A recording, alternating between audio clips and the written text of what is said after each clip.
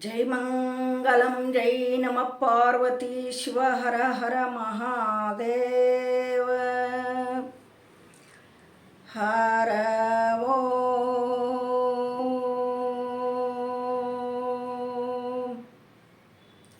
गुरुर्ब्रह्मा गुरुर्विष्णु गुरुदेवो महेश्वरा गुरवे साक्षात् परब्रह्मा तस्मै श्री गुरवे नमः तस्मै श्री गुरवे नमः. ಪ್ರಾತಸ್ಮರಣೀಯರಾಗಿರುವ ಎನ್ನ ಸದ್ಗುರುಗಳ ಚರಣವನ್ನು ಹೃತ್ಕಮಲದಲ್ಲಿ ಧ್ಯಾನಿಸಿಕೊಂಡು ಅದ್ವೈತ ಸಾರ್ವಭೌಮ ಚಕ್ರವರ್ತಿ ಸಿದ್ಧಾರೂಢಪ್ಪನವರಿಗೂ ಅವರ ಕರಕಮಲ ಸಂಜಾತರಾದ ಮೌನಯೋಗಿ ಗುರುನಾಥಾರೂಢರಿಗೂ ಅನಂತ ದೀರ್ಘದಂಡ ನಮಸ್ಕಾರಗಳನ್ನು ಸಲ್ಲಿಸಿ ಶ್ರೀಮನ್ನಿಜುಗುಣ ಶಿವಯೋಗಿಗಳವರನ್ನು ಮೊದಲು ಮಾಡಿಕೊಂಡು ಶ್ರೀಕೃಷ್ಣ ಪರಮಾತ್ಮನನ್ನು ಬಸವಾದಿ ಪರಮತರನ್ನು ಮೊದಲು ಮಾಡಿಕೊಂಡು ಎಲ್ಲ ಋಷಿಮುನಿಗಳ ಪಾದಕ್ಕೆ ನನ್ನ ಅನಂತ ಕೋಟಿ ದೀರ್ಘದಂಡ ನಮಸ್ಕಾರಗಳನ್ನು ಸಲ್ಲಿಸಿ ಜಗನ್ಮಾತೆ ಜಗಜ್ಜನನೀ ಆದಿಶಕ್ತಿ ತಾಯಿ ಕಾಳಮ್ಮನ ಪಾದಕ್ಕೂ ದಂಡವತ್ತ ಪ್ರಣಾಮಗಳನ್ನು ಸಮರ್ಪಿಸಿ ಶಿವಸ್ವರೂಪಿಗಳೇ,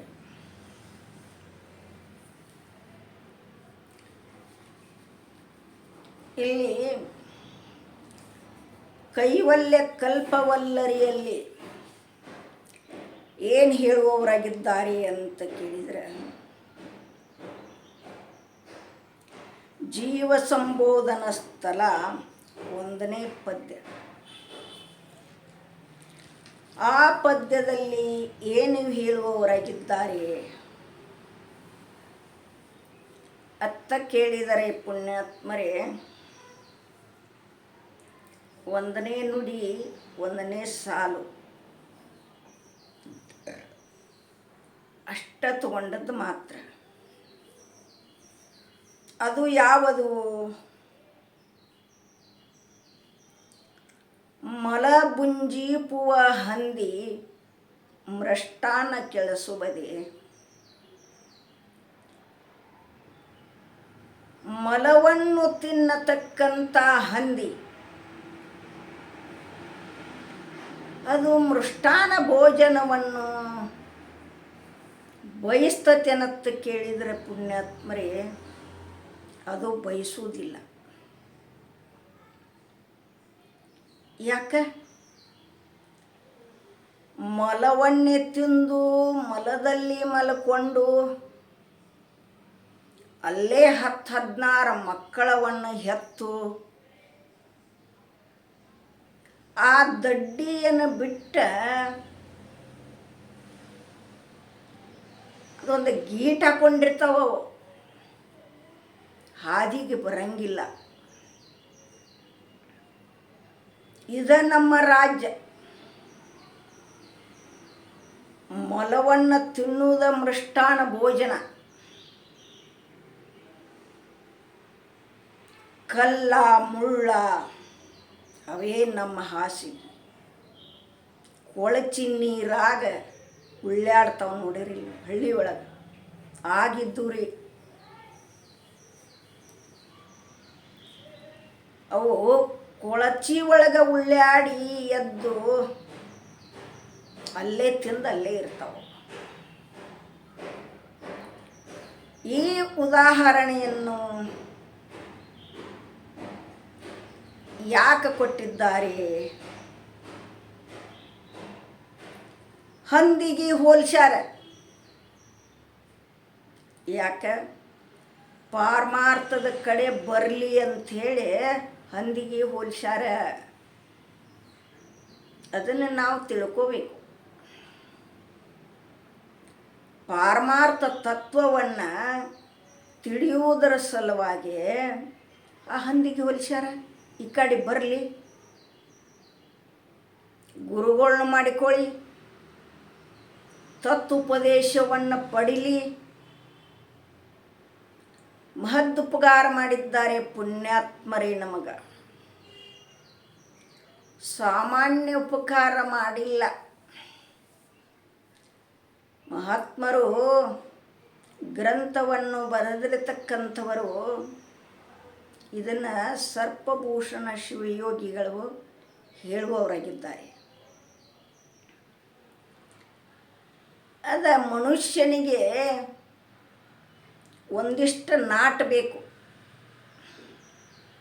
ಅದೇನು ಅಂತಾರಲ್ಲ, ಎದ್ಯಾಗ ಬಡದ ಬೆನ್ನಾಗ ಪಾರಾತತ್. ಒಂದು ಕೆಟ್ಟದ್ದನ ಮಾತು ಯಾರಿಗಾರ ನಾಮ ಅನ್ಲಿ ಅವ್ರು ನಮಗೆ ಅನ್ಲಿ ಹೆಂಗನಿಸ್ತೈತಿ? ಏನು ಹೇಳ್ತೀವಿ ನಾವು? ಎದ್ಯಾಗ ನಟ್ಟ ಬೆನ್ನಾಗ ಪಾರ ಆತತಿವು, ಅದು ಮನುಷ್ಯಗೆ ಹತ್ತದ. ಅದಕ್ಕೆ ಎದ್ಯಾಗ ನಟ್ಟ ಬೆನ್ನಾಗ ಪಾರ ಆತತಿವು ನಾವು. ಇದನ್ನೇ ಪುಣ್ಯಾತ್ಮರೇ ಸಿದ್ಧಾರೂಢಪ್ಪನವರು ಶಾಸ್ತ್ರವನ್ನು ನಡೆಸಿದ್ರು.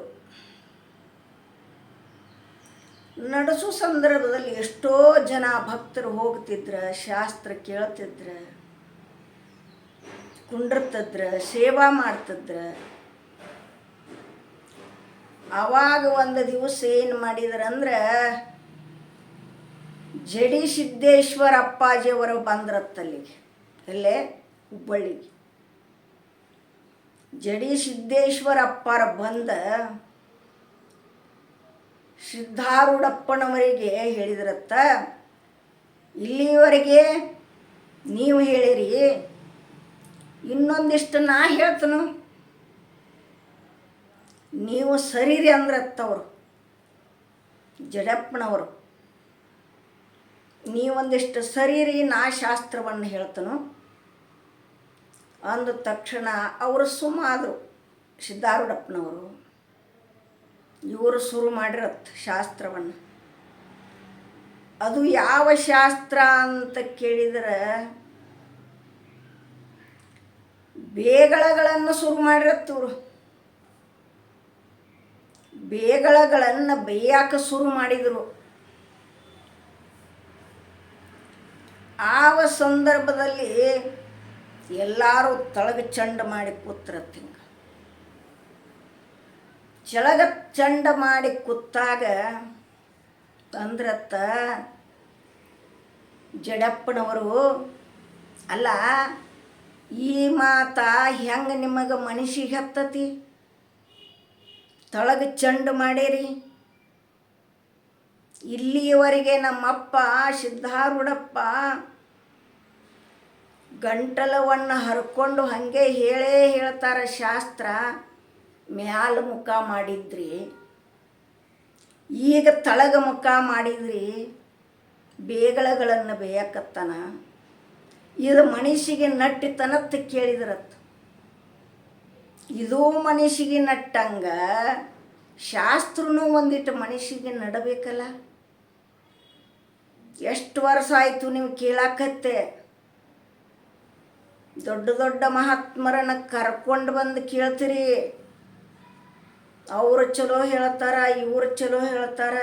ದೊಡ್ಡ ಮಠಾಧೀಶ್ವರನ ಕರ್ಕೊಂಡು ಬರ್ತೀರಿ, ಕೇಳ್ತೀರಿ.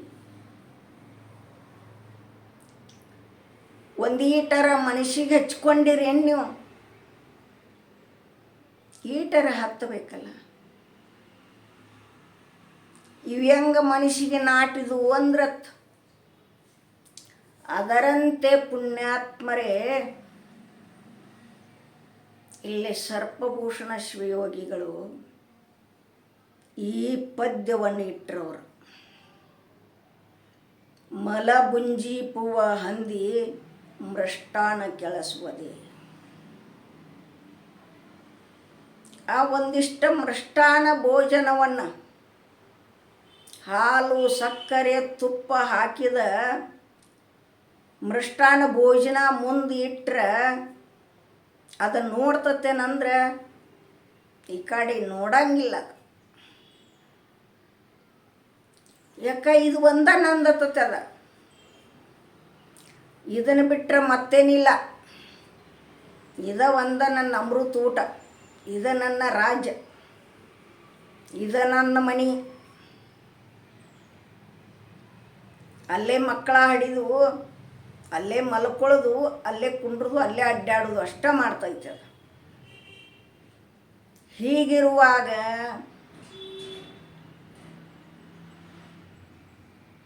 ಅಲೌಕಿಕ ಮನುಷ್ಯ ಮೋಹದಲ್ಲಿ ಮುಳುಗಿ ಏನು ಮಾಡ್ತಾನಂದ್ರೆ ಪ್ರಪಂಚನ ಸತ್ಯತೆ, ಪ್ರಪಂಚ ಬಿಟ್ಟರೆ ಮತ್ತೊಂದೇನೂ ಇಲ್ಲ. ಹೊಲ ತಗೊಳ್ಳೋದು, ಮನೆ ಮೇಲೆ ಮನೆ ಕಟ್ಸೋದು, ಮಕ್ಕಳ ಮದುವೆ ಮಾಡೋದು, ಮಕ್ಕಳ ಹಡಿದು, ಇದ್ರ ಗೋಜಿಗೆ ಬರಂಗಿಲ್ಲವ. ಯಾಕೆ? ಅದ ಪ್ರಪಂಚನ ಸತ್ಯತ ತಿಳಿದಾನ. ಅದ್ಯಾಂಗ ಹಂದಿ ಇದ ಒಂದು ರಾಜ್ಯ ತತ್ತೇಳಿ ಅದ ತಿಳ್ಕೊಂಡಿತ್ತದ. ಅದಕ್ಕೆ ಈ ಕಡೆ ಊರಾಗೂ ಬರ್ತಿರ್ಕಿಲ್ಲವ, ಎಲ್ಲೂ ಬರ್ತಿರ್ಕಿಲ್ಲವ. ಅಲ್ಲೇ ಹಾದಿ ಹಚ್ಕ ಅಲ್ಲೇ ದಡ್ಡ್ಯಾಗನ ಇರ್ತದ್ದು. ಇದನ್ನು ಮನುಷ್ಯನಿಗೆ ಹೇಳ್ಯಾರ ಪುಣ್ಯಾತ್ಮರೇ, ನೀನು ಹೊಲ ಗಳಿಸು, ಮಣಿ ಗಳಿಸು, ಮಕ್ಕಳ ಹಡಿ, ನಿನಗೆ ಬ್ಯಾಡಂದಿಲ್ಲ. ಯಾಕೆ? ಈ ಕಡೆ ಒಂದಿಟ್ಟು ಮುಖ ನೀ ಮಾಡಬೇಕು, ಪಾರಮಾರ್ಥದ ಕಡೆ ಮುಖವನ್ನು ಮಾಡಬೇಕು. ನೀ ಮುಖ ಮಾಡಲ್ದವಗಿದು ತತ್ವಬೋಧೆ ರುಚಿಸುವುದೇ. ಈ ಕಾಡಿ ಬರದಂಥ ಮನುಷ್ಯ ಈ ತತ್ವಬೋಧೆ ರುಚಿಸ್ತತೇನಂದ್ರೆ ಅವಂಗತ್ತು ಕೇಳಿದ್ರೆ ರುಚಿ ಹತ್ತಂಗಿಲ್ಲ. ಅದು ಜನ್ಮ ಜನ್ಮಾಂತರ ಬಂದಿರತಕ್ಕಂಥ ಸಂಸ್ಕಾರ ಇರ್ತೈತೆ ಅದು. ಅದಕ್ಕೆ ಹಂಗೆ ಹಂದಿಗೆ ಸಂಸ್ಕಾರ ಐತಿ ನೋಡು. ಇದು ಮನುಷ್ಯಾಗ ಬಡ್ಡಿಂದ ಸಂಸಾರನ ಮಾಡಿಕೊತ ಬಂದಾನ. ಒಂದು ದೇವರು ಇಲ್ಲ, ಒಂದು ಗುರು ಇಲ್ಲ, ಒಂದು ಶಾಸ್ತ್ರ ಇಲ್ಲ, ಒಂದು ಪ್ರವಚನ ಇಲ್ಲ. ಅಂಥ ಮನುಷ್ಯನಿಗೆ ಈ ಕಾಡಿ ಬಾ ಇದನ್ನು ತಿಳ್ಕೊ ಅಂದ್ರೆ ಅವನಿಗೆ ಆದೀತೇನಂದ್ರೆ ಆಗಂಗಿಲ್ಲ. ಇದು ಬರುವುದು ಬಹಳ ದುರ್ಲಭ ಐತಿ ಪುಣ್ಯಾತ್ಮರೇ. ಹಿಂದಿನ ಸಂಸ್ಕಾರದು ಇದು ಪ್ರಯತ್ನಾಧೀನತಿ. ಪ್ರಪಂಚ ಪ್ರಾರಬ್ಧಾಧೀನ ಐತದ ಹಿಂದಿನ ಸಂಸ್ಕಾರದಿಂದ.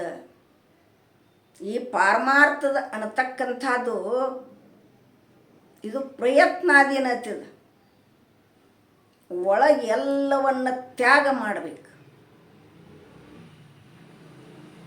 ಒಳಗೆ ಎಲ್ಲ ತ್ಯಾಗ ಮಾಡಬೇಕು. ಮ್ಯಾಲೆ ಮಾಡುವಲ್ಲೆಕ್ಕ ನೀ ಒಳಗೆ ತ್ಯಾಗ ಮಾಡಿದ್ದಾದ್ರೆ ನಿನ್ನಂಥ ಶ್ರೀಮಂತರು ಅದಾರ ಯಾರು ಜಗತ್ತಿನಲ್ಲಿ?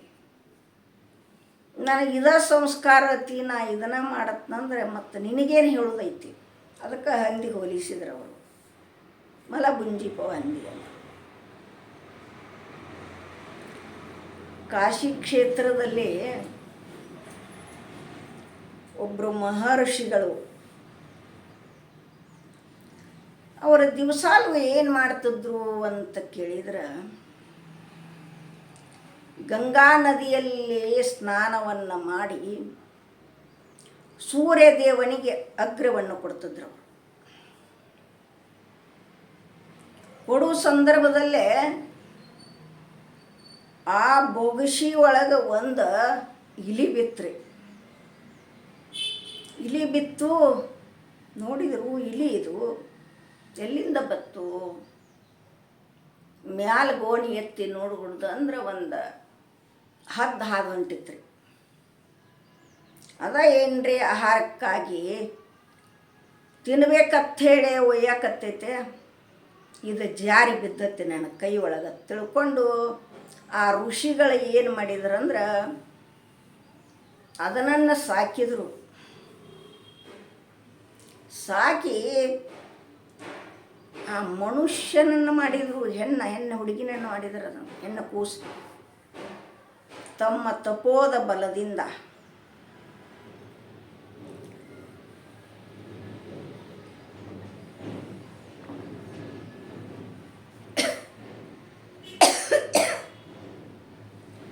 ತಪಸ್ಸಿನ ಬಲದಿಂದ ಅದನ್ನು ಮನುಷ್ಯಳನ್ನಾಗಿ ಮಾಡಿ ಅದಕ್ಕೆ ಏನು ಮಾಡಿದರು, ಬೆಳೆಯಕ್ಕೈತದು ಮಗು. ಬೆಳೀತು ವಯಸ್ಸಿಗೆ ಬಂದಡ್ರಿ.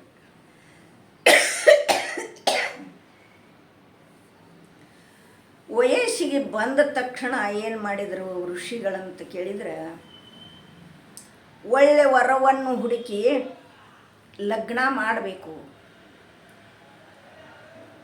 ವಿಚಾರ ಮಾಡಿದರು. ಸೂರ್ಯದೇವನಿಗೆ ಆಹ್ವಾನ ಕೊಟ್ಟರು. ನಮ್ಮ ಸಾಕು ಮಗಳದಾಳ, ಆಕಿನ ಲಗ್ನ ಮಾಡಿಕೊಳ್ಳಕ್ರಿ ಬರ್ರಿ. ಋಷಿಗಳು ಹೇಳಿದ್ರಿ. ಸೂರ್ಯದೇವ ಬಂದ, ಕನ್ಯಾ ನೋಡಾಕ ಕುಂಡಿಸಿರ್ತಾರಲ್ಲ, ಹೊಸವಾಗಿ ಬಂದ್ರು ಫಲ ಒಂದು ಕುರ್ಚಿದ ಮೇಲೆ ಕೂತ್ಲು. ಅವ್ರ ಫಲ ಕುಂಕುಮ ಹಾಕ್ಕಾರ. ಸೂರ್ಯನ ನೋಡಿದ್ಲಕ್ಕಿ, ಯಪ್ಪ ಅಂದ್ಲಕ್ಕಿ, ಇವನು ಉಷ್ಣತೆ ನನಗೆ ತಾಳೋದಾಗೋದಿಲ್ಲ, ಈ ವರ ನನಗೆ ಬೇಡ, ನನಗೊಪ್ಪುವಂಥ ವರವನ್ನು ಹುಡುಕು. ಆ ಮಹರ್ಷಿಗಳಿಗೆ ಹೇಳಿದಳ್ರಿ ಆಕೆ, ಇಲಿಯಾದಂಥ ಮಗಳು, ಸಾಕು ಮಗಳು. ಆಮೇಲೆ ಯಾರನ್ನ ನೋಡಬೇಕು ವಿಚಾರ ಮಾಡಿದರು. ಮೇಘರಾಜನ ಕರಿಬೇಕಂದ್ರು. ಮೇಘರಾಜ ಬಂದ ತಕ್ಷಣ ಕೂತ್ರು. ಆಕೆ ಕೂತ್ಲು, ನೋಡಿದ್ಲು. ತಂಗಿ ನಿನಗೆ ವರ ಏನ್ರಿ ಬರೋಬ್ಬರಿ ಅನ್ಸೇತಿ ಅಂತ ಕೇಳಿದರು ಋಷಿಗಳ್ರಿ. ಆಗ ಏನು ಹೇಳ್ಬೇಕಿ, ಯಪ್ಪ ಈ ವರ ಹೆಂಗೈತೆ ಅಂದ್ರೆ ಮೈಯೆಲ್ಲ ನೀರು ಸೋರ್ತತಿ, ಮೈಯೆಲ್ಲ ನೀರು. ಈ ನೀರಿದ್ದವನ್ ಕೂಡ ಪ್ರಪಂಚ ನಾ ಹೆಂಗೆ ಮಾಡಬೇಕು ಅಂದ್ಲಕ್ಕಿ. ಬ್ಯಾಡ ಬಿಡಂದ್ರೆ ಅವರು ಇನ್ನು ಬೇರೆ ನೋಡಿದ್ರಾತು.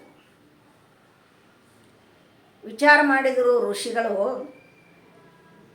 ಪರ್ವತರಾಜನ ಕರೆದ್ರಿ, ಮೇರು ಪರ್ವತರಾಜನ. ಅವರು ಬಂದರು, ನೋಡಾಕ ಕೂತ್ರು. ಆಕೆಂದ್ಲು, ಯಪ್ಪ ಇವನು ಮೊದಲ ಬೇಡ, ಯಾಕ ಈ ದೂರಿರ್ತ ಅಷ್ಟ ಚಂದ, ದೂರಿನ ಗುಡ್ಡ ಚಂದ ತಾರಲ್ಲೇ. ಗುಡ್ಡಗಳು ಭಾಳ ಚಂದ ಅನ್ನಿಸ್ತಾವ, ದೂರ ಇರಾಕಾಗಲೇ ಗುಡ್ಡಗಳು ಭಾಳ ಚಂದ ಅನ್ನಿಸ್ತಾವ. ಹೀಗಿರುವಾಗ ದೂರಿನ ಗುಡ್ಡ ಚಂದಪ್ಪ, ಸನೇಕ ಬರಾನ ಒರಟದ ರಂಗ ಕಾಣಿಸ್ತಾನ, ಕಪ್ಪದಾನ, ಇವನ ನಾವಲ್ಲಿ. ಋಷಿಗಳು ವಿಚಾರ ಮಾಡಿದ್ರಿ, ಇನ್ಯಾರಿಗೆ ತೋರಿಸ್ಬೇಕಪ್ಪ ಅಂದ್ರೆ ಅವರು ಮೊದಲೇದ್ದು ತಲೆ ಒಳಗೆ ತೊಗೊಂಡ್ರವ್ರು. ಯಾಕೆ ಬೊಗಸಿ ಒಳಗೆ ಬಿದ್ದಿರ್ತಕ್ಕಂಥ ಇಲಿಯಾಗಿ ಬಿದ್ದಿತ್ತಲ್ಲ, ಇಲಿಗೆ ಯಾವುದು ವರ ರೀ ನಿಮಗೆ ಗೊತ್ತಿರಬೇಕು. ಇಲಿಗೆ ಯಾವುದು ವರ? ಗಂಡಾಗಾಕ. ಯಾವುದಂದ್ರೆ ಹೆಗ್ಗಣ ತಂದ್ರಿ. ಹೆಗ್ಗಣ ತಂದು ನಿಂದ್ರಿಸಿದ್ರು. ಅತ್ತದು ಇಲಿ, ಯಪ್ಪ ಇದು ಮಾತ್ರ ನನಗೆ ವರ ಐತಿ, ಇದಕ್ಕೆ ನನ್ನ ಮಾಡಿಕೊಡಂದ್ರು. ಅತ್ತದ ಹುಡುಗಿ, ಇದು ನನಗೆ ವರ ಐತೆ. ಯಾಕೆ ಹಿಂದಿನ ಸಂಸ್ಕಾರ ಹಿಡ್ಕೋತದ. ಹಂಗೆ ಆ ಇಲ್ಲಿನ ಹೆಗ್ಗನಕ್ಕೆ ಮದ್ವೆ ಮಾಡಿ ಕೊಟ್ರ ಪುಣ್ಯಾತ್ಮರಿಗೆ. ಅದಕ್ಕೆ ಮನುಷ್ಯನಾದಂಥವನು ಸಂಸಾರದಲ್ಲಿ ಇದ್ದುಕೊಂಡು ಇದನ್ನು ತಿಳಿಯಾಕ ಬಾ ಅಂದ್ರೆ ಅವ ಬರುವುದಿಲ್ಲ. ಯಾಕೆ ಅವನ ಪ್ರಪಂಚನ ಸತ್ಯತ ತಿಳಿದಾನ, ಅದ್ರ ಮೇಲೆ ಮೋಹ ಮಾಡ್ಯಾನ, ಇದನ್ನ ಮಾಡ್ಬೇಕತ್ತಾನ. ಮಕ್ಕಳು ಹುಟ್ಟಿದು, ಮೊಮ್ಮಕ್ಕಳು ಹುಟ್ಟಿದು, ಮರಿಮಕ್ಕಳು ಹುಟ್ಟಿದು, ಮದ್ವೆ ಮಾಡಿಕೊತ್ ಮುಪ್ಪಾಗುತ್ತಾನ, ಅದನ್ನು ಮಾಡವ ಈ ಮನುಷ್ಯ. ಈ ಪಾರಮಾರ್ಥದ ಕಡೆ ಬರಂಗಿಲ್ಲ. ಆದ ಕಾರಣಕ್ಕಾಗಿ ಪುಣ್ಯಾತ್ಮರೇ ಈ ಸರ್ಪಭೂಷಣರು ಏನು ಹೇಳ್ಯಾರಂದ್ರೆ, ಅದಕ್ಕೆ ಮಲ ಬುಂಜೀಪುವ ಹಂದಿ ಮೃಷ್ಟಾನ ಕೆಲಸುವುದೇ. ಮೃಷ್ಟಾನವನ್ನು ನೋಡ್ತೈತೇನಪ್ಪ ಅಂತ ಕೇಳಿದ್ರೆ ನೋಡಂಗಿಲ್ಲ, ಈ ಕಡೆ ಅದು ಬರಂಗಿಲ್ಲ.